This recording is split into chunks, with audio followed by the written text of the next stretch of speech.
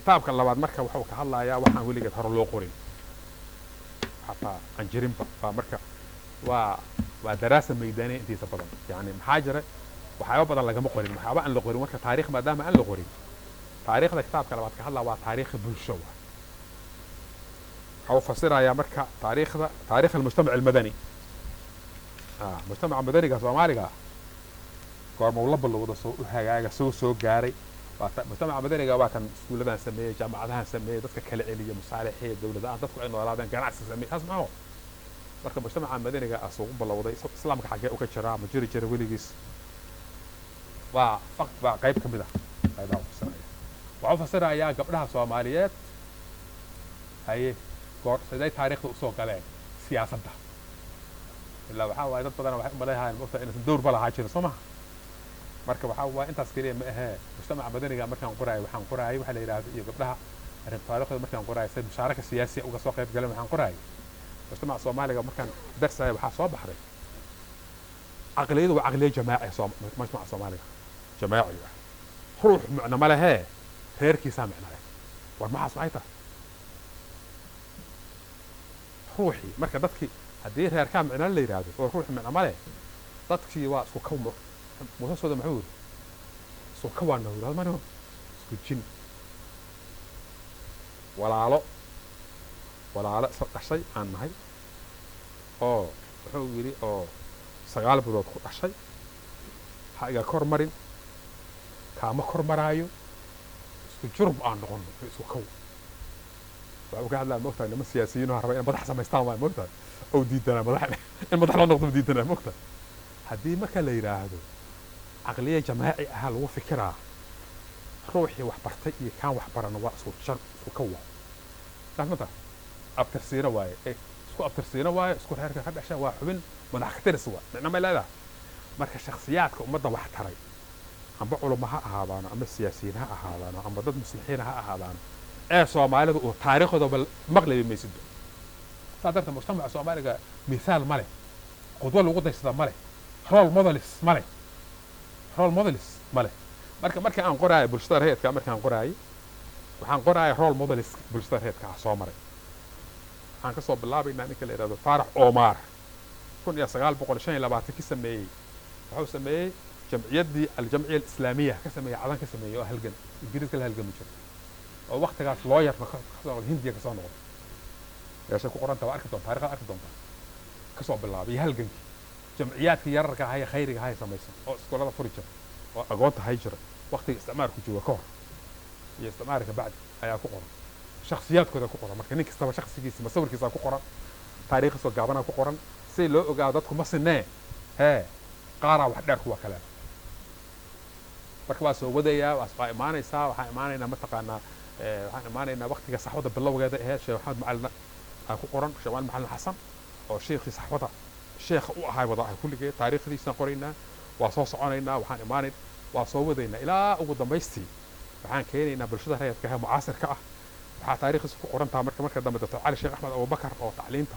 iyo isbeddelka tacliinta hogaamiyey waxaa imaanay Cabdullaahi Axmed Sharwac oo mataqaanaa isaguna ahaa ninkii 30 sano la soo dhaafay bulshada reerka ka shaqeynay oo marna aan dawlad shaqadeeda gelin intaas marna wasiir dhaqaaleed diiday ilaa haddana ku jooga sidiis marka dadku isku mid ma aha ayaa ku qoran gabdhahana sidoo kale waa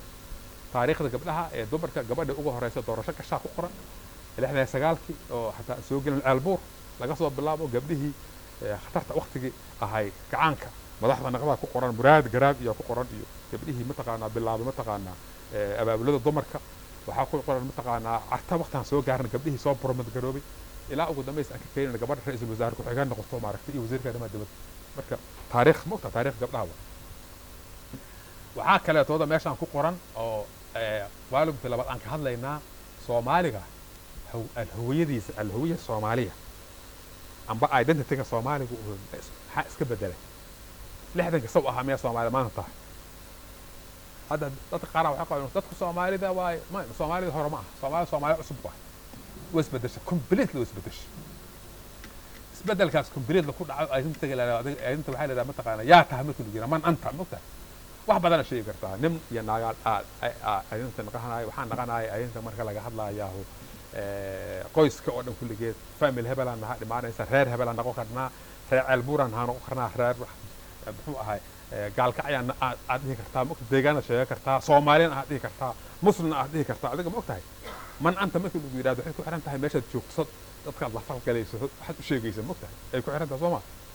marka Soomaalida markii la yiraahdo man antum hadda la yiraahdo shalay waxay ahaayeen Soomaali baan nahay markii ka hadlaan dawladnimada Soomaaliya hadda waxay ku leeyihiin Puntland aan nahay reer Shabeelle aan nahay adba ku jirta ay ka Soomaalidu diidaynin haddana waxa waa meel kale aadayeen ya Jubbaland sida waa shalay waa la diidanaa wax la yiraahdo qabiilka waa la diidanaa hadda qabiilka qofka xishoona mala waa la sheegayaa waa xukunka lagu qaybsanayaa waa lagu faanayaa asmaho shalay jareer weyne waxaa loo arkay sifta dad nasabci min wax la yiraahdo ma jiro xala hadda ma jiraan hadda wax jiraan beeshanada la yiraahdaa baarlamaanka ku jiraan qof kasta waa ka xoog badan yihiin waana ka arko kala badan yihiin marka sheekada shalatiile meesha ma taalo minority shala minority ma jirtaa la minority waa jirtaa Soomaali hadda Soomaali isku af maxay kaliya la sheegi jira ma iyo maxay hadda jira dastuur ku qoran yani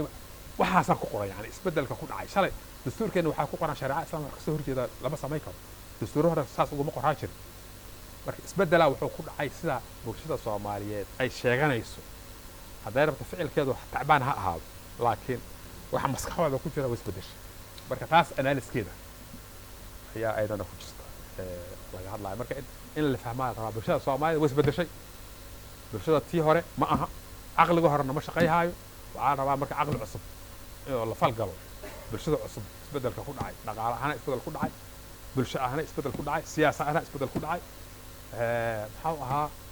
isbedelka ku dhacayna waxa waay marka la fiirsho su'aal waxa ma shaqayhaa mase nooma shaqayhaayo su'aal kale waa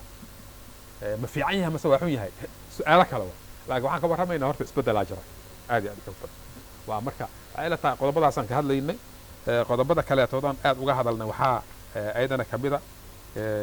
oo ku jirta halkan dhaqanka kaaba qabiilada iyo dhaqanka Soomaalida meesha dowrku ay lahaayeen fi taariikh ilaa maanta laga soo gaaro ay qora xildhibaan qorayaan ay ku mudalka madaxkii iyo mar u faatiin la leeyahay oo ma jirtin la leeyahay la inkarayo oo magacooda xataa la inkarayo qabiilkooda la sheegi karo oo la aasay ayadana waxa waay chapterada kamid oo ka hadlaysa